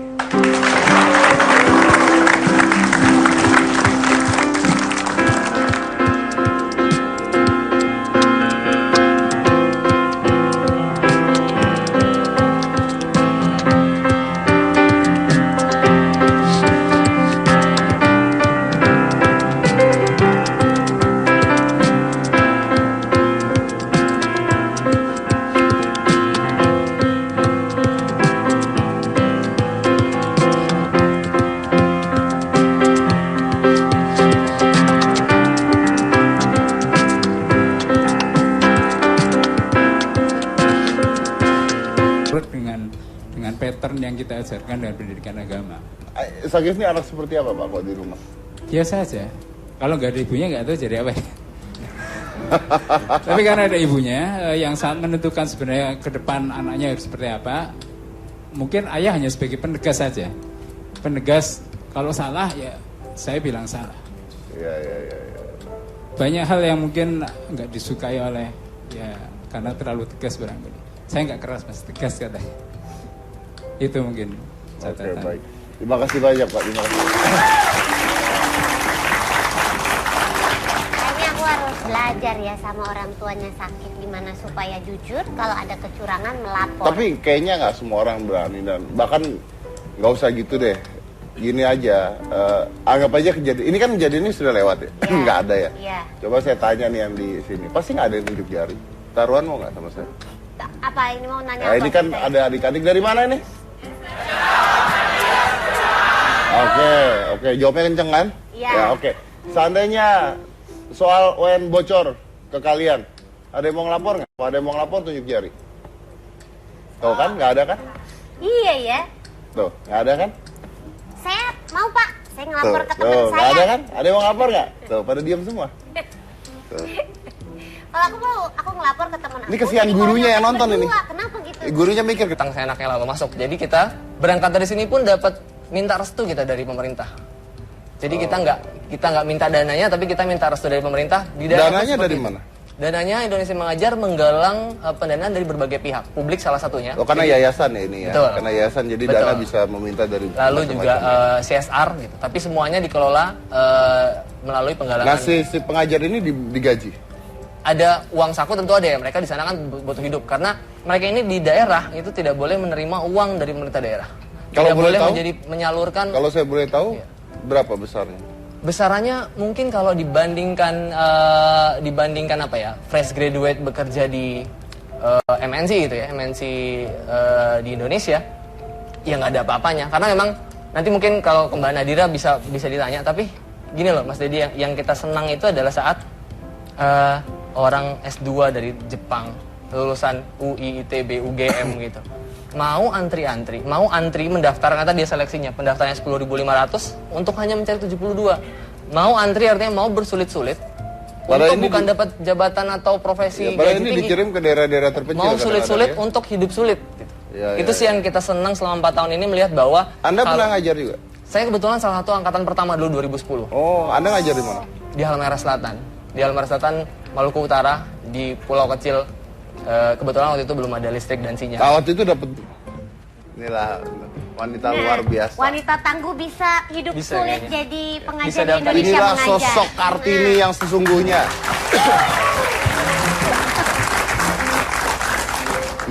Kalau tadi saya mau bantu tapi kamu udah duluan ya udahlah. Basa-basi. Oke, silakan langsung ditanya Om. Kamu sebelumnya kerja di mana? Saya di perusahaan consulting sebelumnya. Di perusahaan consulting. Iya. Lalu Anda berhenti. Berhenti. Jadi sukarela. Bukan dipecat ya? Bukan. Berhenti syukurnya sukarela bukan. nih. Kenapa berhenti? Sebetulnya dimulai dari mungkin waktu saya masih kuliah di Cornell University. Waktu itu mungkin semacam mimpi saya sejak dulu. Mimpi dari kecil juga pernah ingin jadi guru. Ternyata di tengah jalan banyak berubah cita-citanya. Tapi waktu kuliah di Cornell saya lihat ada yang sempat mention Indonesia Mengajar di salah satu media sosial waktu itu. Di situ saya tertarik lagi, ingat lagi mimpi saya pernah pengen jadi guru nih, tapi nggak tahu cocok atau enggak. Ternyata ini ada kesempatan setahun mengajar, menginspirasi, terus ditempatkan di daerah yang saya belum pernah kesana. Di mana Anda waktu ditempatkan? itu. Di Pulau Bengkalis, Riau. Di Pulau Pulau Bengkalis, Provinsi Riau. Oh, di Provinsi Riau. Riau. Batasannya sama Malaysia. Iya. Batasannya sama Bisa Malaysia. lihat Melaka di seberang. Itu maaf, itu daerah tersebut gimana keadaannya? Daerah tersebut sebetulnya di pulau itu sendiri udah ada 2 kecamatan, jadi itu bukan. Sama sekali tidak berharap seperti ini, seharusnya ini privat antara aku sama UGM aja. Cuman untungnya karena ada sisi positifnya karena ini tersebar dan ternyata UGM katanya tidak menemukan email saya. Tapi karena ini tersebar, pesannya sampai ke UGM dan mereka mengeluarkan statement resmi lewat web mereka kalau SNMPTN fix tidak dipakai UNAS fix tidak dipakai pertimbangan SNMPTN. Jadi akhirnya UNASnya gimana? UNASnya sih kalau dari UGM bilangnya tidak akan dipakai pertimbangan SNMPTN. Kalau dari UGM. Tapi tetap dilakukan, tetap dikerjakan? Iya, karena berita tersebut keluar setelah UNASnya selesai. Oke, tapi tidak ada UNAS ulang? Kalau dari beritanya sih, Jogja tidak mengulang. Walaupun sebelumnya ada isu-isu kalau akan mengulang kayak gitu. Tapi untungnya statementnya tidak mengulang. Tidak mengulang. Ya, kalau ngulang Capek juga capek ya. buat anak-anaknya ya. Ya buat yang tim pembuatnya juga ribet lagi, mesti bikin 5 paket lagi, Iya. 6 pelajaran. Buat yang nyebarin juga pusing lagi, ntar nyebarin Iya. lewat mana ya. Benar juga sih. Kan jadi ribet semuanya ya. Dan itu pas dan itu pas ada isu mau ngulang tuh hujatannya datang lagi tuh. Datang lagi. Jadi tambah. Iya. Tapi ini menarik nih karena nggak tahu ya gimana ya. Maksudnya saya masih belum nangkap apa yang dilakukan Sakif ini. Kenapa dia melakukan? Ada semua soal mata pelajaran UNAS beserta kelima paketnya. Pertama, kami tidak percaya namun setelah UNAS selesai, kami yakin bahwa itu kemiripan 100% dengan yang dikerjakan. Semuanya SMA 3 dengan soal tersebut dengan cuma berasumsi bahwa pasti soal beredar luas di Jogja dan sekitarnya dengan sangat gampang tanpa dikenakan biaya. Mohon pada UGM untuk mempertimbangkan nilai UNAS kayak sama sekali UNAS sama saya dalam seleksi yang teman-teman sangat baik link tersebut. Memohon pada pihak universitas mempertimbangkan email ini kembali kredibilitas ujian nasional. Terima kasih. Oke, itu adalah emailnya. Lalu dibalas tidak setelah itu? Enggak sih. Bahkan setelah ini kan jadi apa maksudnya tersebar. Nah, dan saat ini tersebar? Iya, ini tersebar. Tersebarnya itu kronologisnya juga lumayan menarik. Jadi setelah itu hari Senin juga, sorenya kan les lagi biologi karena besoknya matematika biologi. Di tempat les, teman saya itu ada lagi yang marah-marah. Wah, aku nggak suka Kif nih caranya kayak gini. Aku udah belajar susah-susah tapi yuk hasilnya kayak gini. Aku udah nggak peduli lah nilai berapa, ranking sekolah kita jadi berapa. Itu dia benar-benar udah marah lah. Apalagi teman saya ini bukan yang pingin mengejar universitas dalam negeri, tapi dia pingin keluar. Dan kalau misalnya keluar negeri itu yang dipakai nilai UNASnya. Tapi karena UNASnya hancuran kayak gini kan dia jadi akan langsung turun untuk menyematkan penghargaan kepada Sakif. Kejujuran agaknya sudah menjadi barang mahal di Indonesia.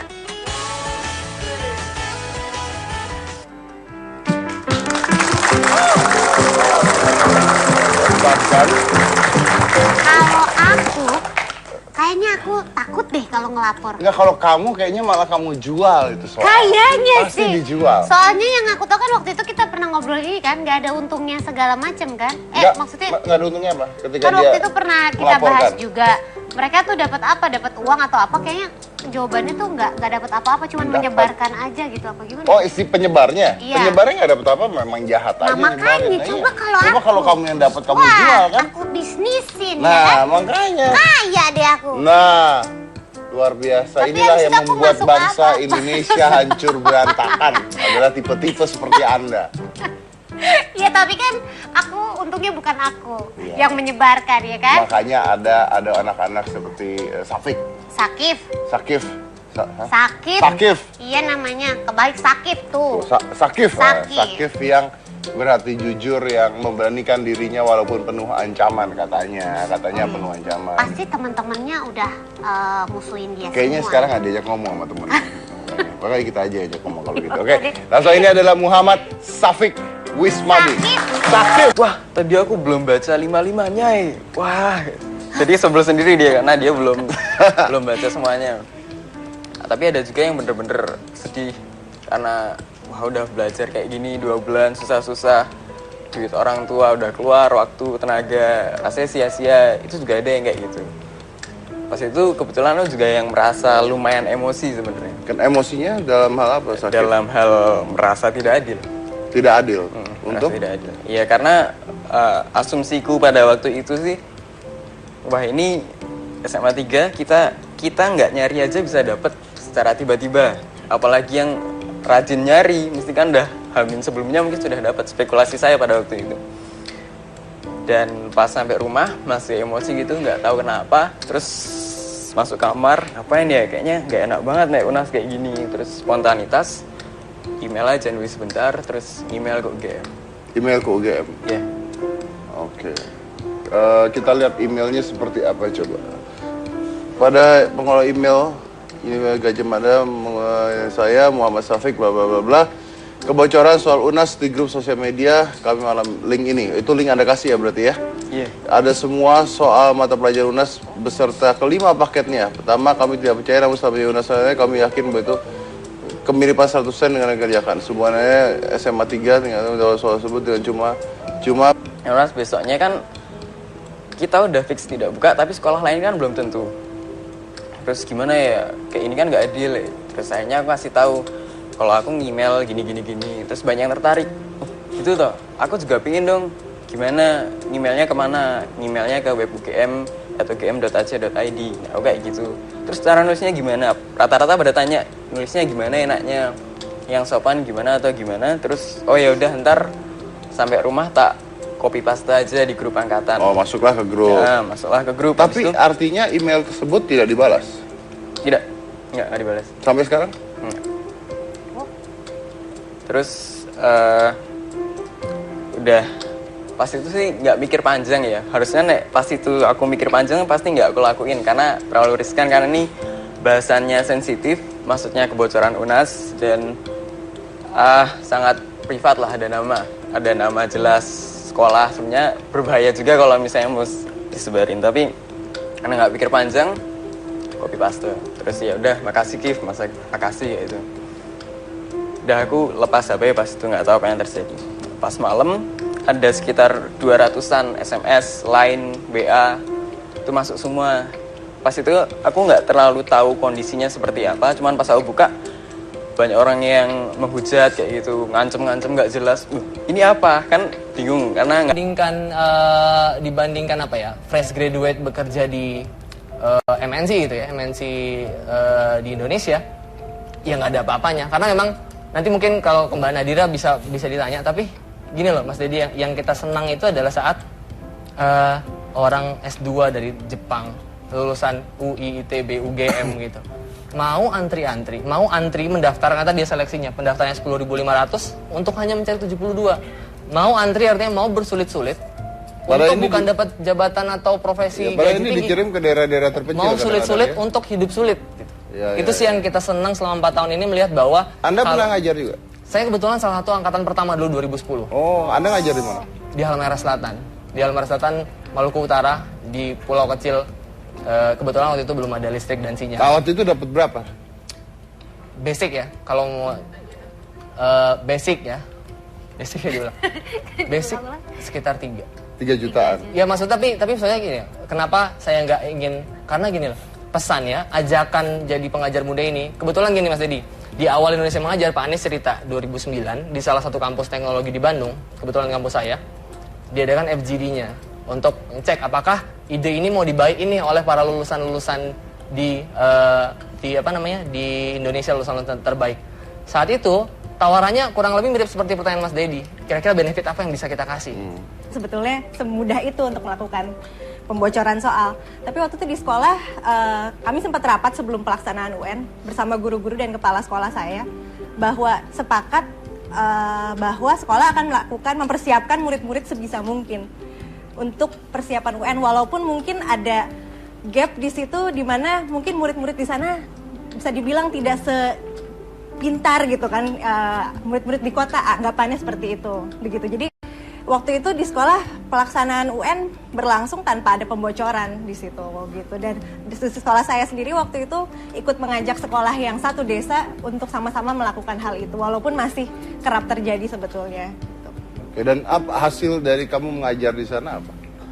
Hasil dari saya mengajar, ada yang sampai ikut Olimpiade Sains katanya.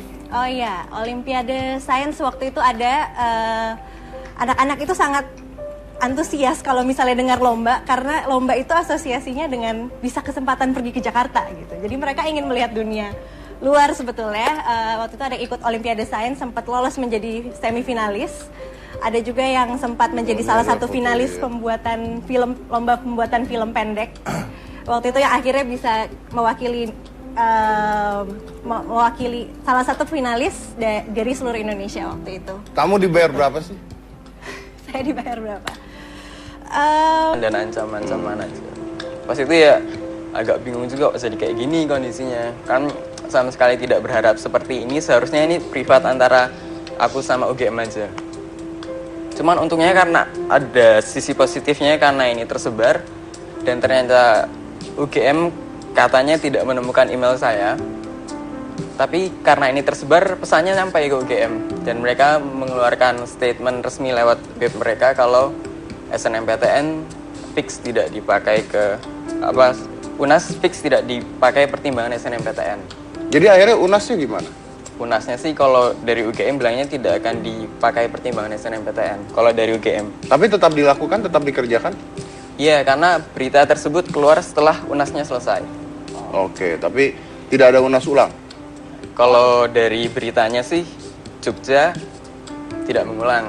Walaupun sebelumnya ada isu-isu kalau akan mengulang kayak gitu. Tapi untungnya statementnya tidak mengulang. Tidak mengulang. Ya kalau ngulang Capek juga capek ya. buat anak-anaknya ya. Ya buat yang tim pembuatnya juga ribet lagi, mesti bikin 5 paket lagi, Iya. 6 pelajaran. Buat yang nyebarin juga pusing lagi, ntar nyebarin Iya. lewat mana ya. Benar juga sih. Kan jadi ribet semuanya ya. Dan itu pas dan itu pas ada isu mau ngulang tuh hujatannya datang lagi tuh. Datang lagi. Jadi tambah. Iya. Tapi ini menarik nih karena Gue liatin. Sepasang. kita lanjut lagi satu jangan mana-mana, tetap di Hitam Putih.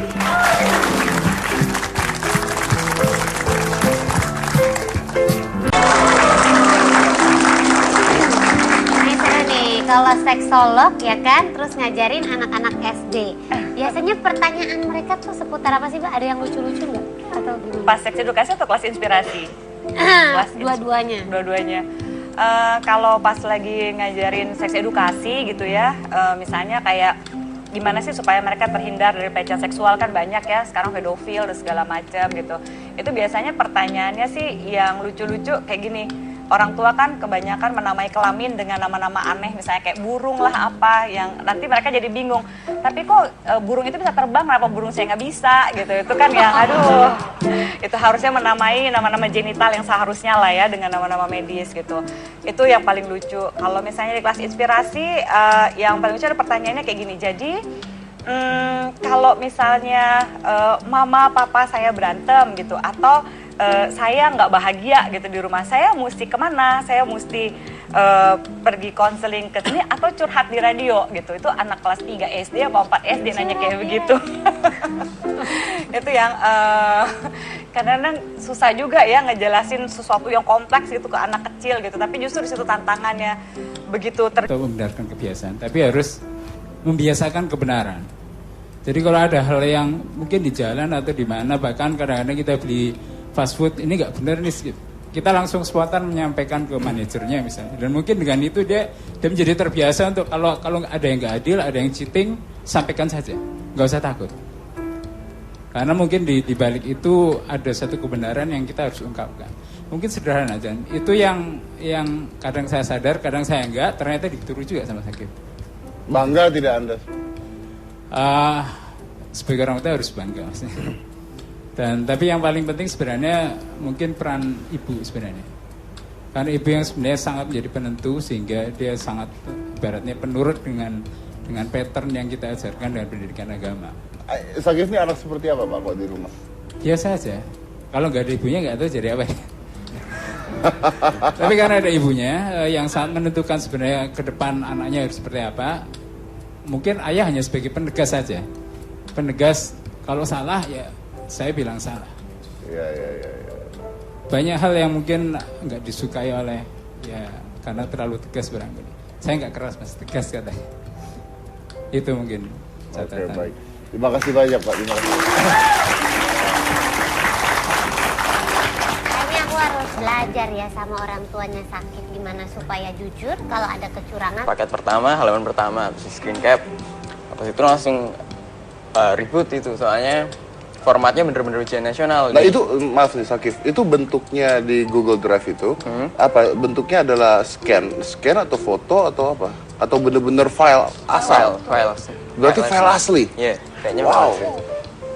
Dan yang buat lebih kaget lagi kan itu tanpa dikenakan biaya ya. Jadi biasanya. Nah iya makanya kan maksudnya itu yang kita bahas gitu. Ini kan orang biasanya nyebarin karena dia menjual gitu kan. Ini enggak, ini sama sekali gratis kan hasil kan. potretan. Itu bener-bener gratis dan kayaknya tersebarnya masif gitu loh. Karena ya gampang sekali mendapatkannya. Bahkan pas itu hari kedua teman saya ada yang nyoba kan nyari aja iseng di Google. Dapat. Nyari di Google search. Dapat.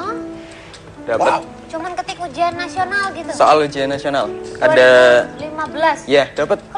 Keluar. Makanya itu kaget juga loh. Sampai segini gampangnya kan. Parah banget. Wah, luar biasa ya. Luar biasa loh ya. Jadi kan ujian nasional itu sekarang tidak menentukan kenaikan ya. Kelulusan. Oke. Mungkin karena itu kali. Karena tidak mungkin supaya tidak menentukan kelulusan makanya dibocorin aja lah itu mungkin ya. Bisa jadi sih ya, tapi jadinya yang udah belajar sakit hati. Nah makanya, terus lu dari temen udah dapet nih, bener, lu yakin bahwa itu ujian nasional? Pas itu kan masih di... Setelah penempatan saya waktu itu di SD Negeri 25 Bantan Air, saya bangga sekali bahwa memang saya banyak mendengar bocoran soal itu ada gitu. Karena terutama di daerah, siapa yang tahu kalau misalnya UN-nya tidak diadakan saat itu gitu kan, sebetulnya semudah itu untuk melakukan pembocoran soal. Tapi waktu itu di sekolah kami sempat rapat sebelum pelaksanaan UN bersama guru-guru dan kepala sekolah saya bahwa sepakat bahwa sekolah akan mempersiapkan murid-murid sebisa mungkin untuk persiapan UN, walaupun mungkin ada gap di situ di mana mungkin murid-murid di sana bisa dibilang tidak sepintar gitu kan murid-murid di kota, anggapannya seperti itu begitu. Jadi waktu itu di sekolah pelaksanaan UN berlangsung tanpa ada pembocoran di situ gitu. Dan di sekolah saya sendiri waktu itu ikut mengajak sekolah yang satu desa untuk sama-sama melakukan hal itu walaupun masih kerap terjadi sebetulnya. Oke, dan apa hasil dari kamu mengajar di sana apa? Hasil dari saya mengajar ada yang sampai ikut Olimpiade Sains katanya. Oh iya, Olimpiade Sains waktu itu ada anak-anak itu sangat antusias kalau misalnya dengar lomba, karena lomba itu asosiasinya dengan bisa kesempatan pergi ke Jakarta gitu. Jadi mereka ingin melihat dunia luar sebetulnya. Waktu itu ada ikut Olimpiade Sains, sempat lolos menjadi semifinalis. Ada juga yang sempat menjadi salah satu finalis pembuatan film, lomba pembuatan. Itu kita mencari hanya 72 orang karena memang ada kuotanya 72 orang. Pendaftarnya 10.555 orang, hanya dari satu angkatan. Jadi memang berarti ada seleksi dong? Betul, seleksinya sih kalau boleh dibilang cukup ketat karena ada 3 tahap seleksi. Gimana maksudnya seleksinya cukup ketat padahal ini adalah sukarela? Iya, karena pengelolaan kita kan gini, begitu kita bicara bahwa ada pengelolaan mendampingi pengajar muda ini bertugas selama 1 tahun di daerah, mereka bertugas 1 tahun di daerah-daerah terpencil, tinggal di sana, live in di sana, maka ada pengelolaan program yang perlu kita lakukan. Nah, Indonesia Mengajar memang tidak berambisi ini menjadi besar. Kayak dulu Pak Anies pernah bilang, cita-citanya adalah kita pengen bikin dia small tapi powerful. Jadi kayak social acupuncture. Karena begitu kita ngomongin besar, kita bisa aja cari sumber daya untuk mengirimkan 10.000, tapi nanti kita akan sibuknya ngurusin munasnya. Sibuknya ngurusin rapat-rapat akbarnya, tapi kita kelola teman-teman ini. Nanti juga ada ada salah satu pengajar muda, dia kebetulan lulusan Cornell University, sempat kerja setahun di Megawati di Indonesia, lalu resign, mendaftar untuk ikutan iuran 1 tahun waktunya. Nah, Anda seleksi berdasarkan? Ada beberapa kriteria. Yang pertama memang kriterianya diutamakan di bawah 25. Mas Dedi masuk dong tentunya. Masuk. Wah, masuk Mas, banget. Tahun depan lah saya 25. Tapi masuk kategori yang gagal seleksi.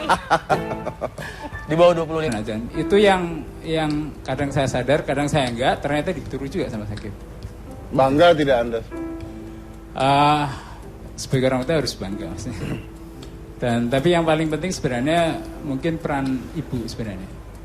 Karena ibu yang sebenarnya sangat menjadi penentu, sehingga dia sangat ibaratnya penurut dengan pattern yang kita ajarkan dengan pendidikan agama. Sakit ini anak seperti apa Pak kok di rumah? Biasa aja. Kalau nggak ada ibunya nggak tahu jadi apa ya. Tapi karena ada ibunya yang sangat menentukan sebenarnya ke depan anaknya harus seperti apa. Mungkin ayah hanya sebagai penegas saja. Penegas, kalau salah ya saya bilang salah. Ya. Banyak hal yang mungkin nggak disukai oleh ya karena terlalu tegas barangkali. Saya nggak keras mas, tegas katanya. Itu mungkin catatan. Oke, baik. Terima kasih banyak Pak, terima kasih. Kayaknya aku harus belajar ya sama orang tuanya sakit gimana supaya jujur kalau ada kecurangan melapor. Tapi kayaknya nggak semua orang berani dan bahkan nggak usah gitu deh. Gini aja, anggap aja kejadian ini kan kejadian ini sudah lewat ya, nggak ada ya. Iya. Coba saya tanya nih yang di sini, pasti nggak ada yang tunjuk jari. Taruhan mau nggak sama saya? Apa ini mau nanya Nah, apa? ini kan ada adik-adik dari mana ini? Oke, jawabnya kenceng kan? Iya. Ya, oke. Seandainya soal UN bocor,